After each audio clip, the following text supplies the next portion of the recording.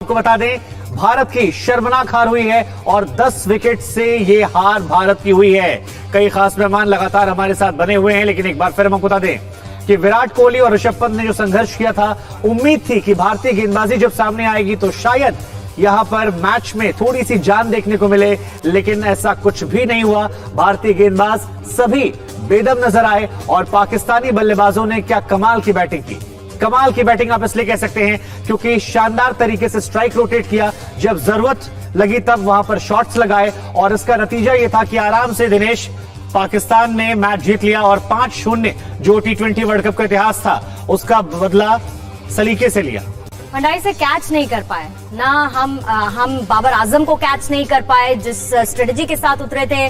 और मुझे मानना मतलब ये कहना पड़ेगा कि रिजवान की तरफ से जो सपोर्ट मिला देखने के लिए, और स्पेशली इन द मिडिल चौके छक्के जैसे पड़ते चले गए, एक वक्त तक आते आते ये क्लियर हो चुका था कि पलड़ा बहुत ज्यादा भारी है पाकिस्तान। देखिए, जो पहली गलती की, अगर आपको विकेट टेकिंग बॉलर कौन है, बुमराह, अगर आप पहला ओवर उससे नहीं कराएंगे तो किससे कराएंगे? अगर शाहीन अफरीदी उनका मेन बॉलर है तो पहला ओवर उनसे कराया। अगर आप मेन बॉलर को आप चांस ही नहीं देंगे जो आपका विकेट टेकिंग बॉलर है, तो मेरे को लगता है पहली चूक तो वहां है। और दूसरी चूक है कि कहीं से भी किसी भी डिपार्टमेंट में बॉलिंग में हमने कहीं से भी हमें फेवर नहीं मिला। बेशक वो स्पिन अटैक हो, हमें शायद लगा कि वरुण चक्रवर्ती कुछ मिस्ट्री बॉलर एक आध विकेट शायद निकालेंगे, वहां से विकेट नहीं मिला। भुवी का रिदम पहले ओवर से नहीं दिखा, तो वो शामी का भी सेम वही था। तो कहीं भी अगर आप कहोगे ना कि हम पैकेज की बात करें कि टॉप बॉलिंग एंड है हमारा, पर एज यूनिट आज हम वो उस पर नहीं खड़े। क्या वजह रही आज भारत के लिए इस हार की, जरा वो समझने की कोशिश करते हैं। क्या हुआ, किस वजह से ऐसा हो गया? रिजवान और बाबर आजम दोनों ने क्या कमाल की पारी खेली। वैसे जो हुआ वो ये हुआ कि पहले 3 ओवर में ही 2 विकेट भारत के गिर गए थे, जो आपने देखा। और शाहीन अफरीदी के खिलाफ ऐसा लगा नहीं कि तैयारी है भारतीय टीम की। बाबर रिजवान के खिलाफ कोई रणनीति हिंदुस्तान की काम नहीं आई। टॉस हारना भारी पड़ा, ड्यू फैक्टर भी दिखा। और इसीलिए मैं कह रहा था तब, जब मैं एक्सपर्ट से अपने पूछ रहा था कि टॉस ने ही तय कर दिया क्या बहुत कुछ। पहले 3 ओवर में ही 2 विकेट गिर गए थे और यहीं से ये दिखने लगा था कि आज शायद दिन भारत के लिए नहीं है। लेकिन क्या मनोज सर, जो हमने बात की थी, टॉस ने बहुत कुछ तय कर दिया था क्या? नहीं, ऐसा नहीं है कि टॉस से हम मैच हार गए।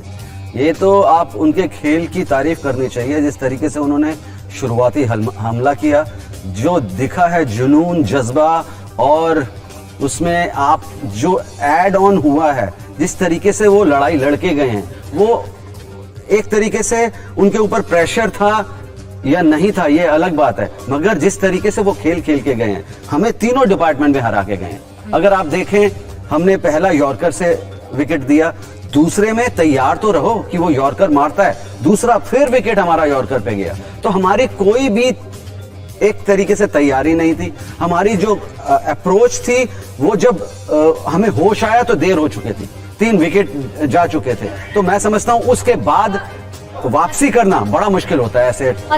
आज जिस तरीके से दिल्ली में आसपास बारिश हुई है, मौसम वक्त से पहले ज्यादा ठंडा हो गया है और उत्साह भी कुछ उसी अंदाज में ठंडा हो गया है। लेकिन अमित, यहाँ से आप बाउंस बैक होते हुए देखते हैं, क्या देखते हैं आप? जैसे बाउंस बैक तो यही है कि अगर आपने न्यूजीलैंड वाला मैच नहीं जीता तो आप टूर्नामेंट से बाहर है। ये तो डू एंड डाई वाला मैच है। नेट एंड नेट तब आएगी जब हम न्यूजीलैंड से मैच जीतेंगे। अगर वो वाला मैच नहीं जीते तो हम टूर्नामेंट से बाहर है। लेकिन इट इज क्लियर, क्योंकि आप पाकिस्तान से हार चुके हैं और इसके अंदर स्ट्रॉन्गेस्ट जो सेकंड टीम है इस ग्रुप के अंदर वो न्यूजीलैंड है। तो वो वाला मैच आपके लिए क्वार्टर फाइनल की तरह ही है। आपको कब लगा था अमित? ये क्या आपको भी लग गया था पूर्णिमा? आप तो एक तो आप व्रत तोड़ने चली गई और जब तक आप व्रत थी चीजें ठीक चल रहा था। देखिए, मेरे उस व्रत पे भी मौसम की मार पड़ी और जो उत्साह था वो रिजल्ट्स ने उस पर मार दी। हम लोग ये कह रहे थे मेरे लिए दोनों ही तरफ से मैं बहुत हतोत्साहित हूँ और मेरे चेहरे पर भी वो बहुत क्लियर दिख रहा है। जो अगर चीजें ठीक घट रही हो तो अपनी कुर्सी नहीं छोड़ता था। तो आज जब ये चली गई और उसके बाद कुछ ठीक हुआ नहीं, तो मुझे लगा कि इनको व्रत नहीं तोड़ना चाहिए था। लेकिन अमित, आप जो ये बात कह रहे थे, मुझे लगता है, मुझे तो शुरुआत में जो 2 विकेट हमारे गए, ओपनर्स जिस तरीके से गए, एक्चुअली मुझे वहां से कुछ दिखाई देने लग रहा था कि अब शायद चीजें ठीक नहीं। आपको तब उम्मीद थी? देखिए, गेम ऐसा 2020 का जहां पर 1 विकेट 1 रन मैच चेंज करता है। एग्जैक्टली। तो यहाँ पर हमने जब 2 विकेट खोई तो हमारा जो मोमेंटम था कि हम पहले 6 ओवर में जो सोच रहे थे गेम प्लान होगा कि 40 रन 1 विकेट या 40 रन नो लॉस, वो नहीं मिला। हम पहले 6 ओवर में 3 विकेट खो चुके थे।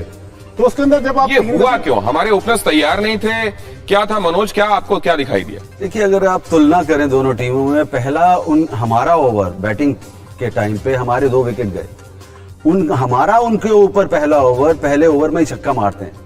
तो आप ये देख सकते हैं कि हम 150 का टारगेट लेकर एक तरीके से मैच हारे हुए थे। इस तरीके से हमारी बॉडी लैंग्वेज देखी, नहीं तो जोश ऐसा होना चाहिए था। और जोश तब आता है कि अगर कहीं विकेट में दम हो और हम आउट हो गए हों। उन्होंने बॉल बहुत अच्छा किया, उनके जोश ने काम किया, और यहां पर वही चीज उल्टी नजर आई। और जिस आंकड़े का हम प्रेडिक्शन कर रहे थे वो 170-180 के आसपास ही था, लेकिन 150 तक वो तो होना ही चाहिए था। बिल्कुल, वो तो होना ही चाहिए था। ऐसी विकेट पे वो मिनिमम टारगेट था। सर, दिन में मैं सुन रही थी, आप कह रहे थे कि पाकिस्तान बड़ी अनप्रिडिक्टेबल टीम है, लेकिन रोहित और केएल राहुल के खेल के बाद ऐसा नहीं लगता है कि ये प्रेडिक्टेबल इनका खेलना था या ये भी अनप्रिडिक्टेबल था? देखिए, हमारे पास अंदाजा नहीं किया। बेहतरीन प्लेयर थे, जिसमें पहले 2 ओवर में आउट हो जाते हैं अगर 2 बेहतरीन प्लेयर, तो सारा का सारा प्रेशर आ जाता है। और अगर आप विराट की बारी खेलें तो वो एक थम के खेल रहे थे, वो खुल के नहीं खेल रहे थे। और उसके बाद ऋषभ पंत आए। ऋषभ पंत अगर इतनी जल्दी आते हैं खेल में, तो मेरा ख्याल सारा प्रेशर आ जाता है विराट कोहली के ऊपर कि अब विकेट भी नहीं जानी चाहिए और रन भी आने चाहिए। जो कोशिश उन्होंने की, दुबई तक चलना चाहिए, क्योंकि अगर नहीं हमने इसको एनालाइज किया तो जाहिर है सुधार भी नहीं होगा। पहले 2 विकेट जो हमारे गिरे, वहीं से लगता है चीजें तय हो गई थी। मैं जरा संजय जी आपसे जानना चाहता हूँ, आपको दिखने लगा था वहां से कुछ गड़बड़ है? देखो, मैं सबसे बड़ी बात क्या है कि हमारे प्लेयर ऐसा लगा जैसे एग्जॉस्ट हो गए। अगर आप 4 दिन 5 दिन पहले आईपीएल खेल रहे हैं और इतना बड़ा आईसीसी का टूर्नामेंट है, तो जस्ट आप एक टूर्नामेंट खेलने गए हो। पाकिस्तान पूरे जोश में, पूरे खरोश में आया है, और हम एक टूर्नामेंट खेलने गए। कोई वर्ल्ड कप हमको तो ज्यादा मैच प्रैक्टिस मिली हुई होनी चाहिए, हम ज्यादा अकस्टम्ड होने चाहिए वहां के लिए। बिल्कुल नहीं, ये एक प्रैक्टिस होती है। एक वो फ्रेंचाइज की प्रैक्टिस थी, और ये होती है कि टीम बाउंडिंग की प्रैक्टिस होती है।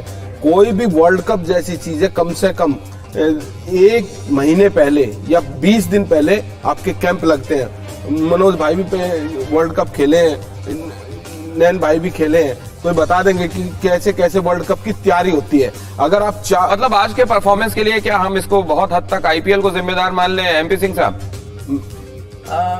देखिए, कुछ हद तक जो कह रहे हैं कि वाधवा जी, कुछ हद तक वो भी फैक्टर काम कर रहा है, पर हमारे को अब उसमें आके हमारे को वो चीजें भूल जानी चाहिए।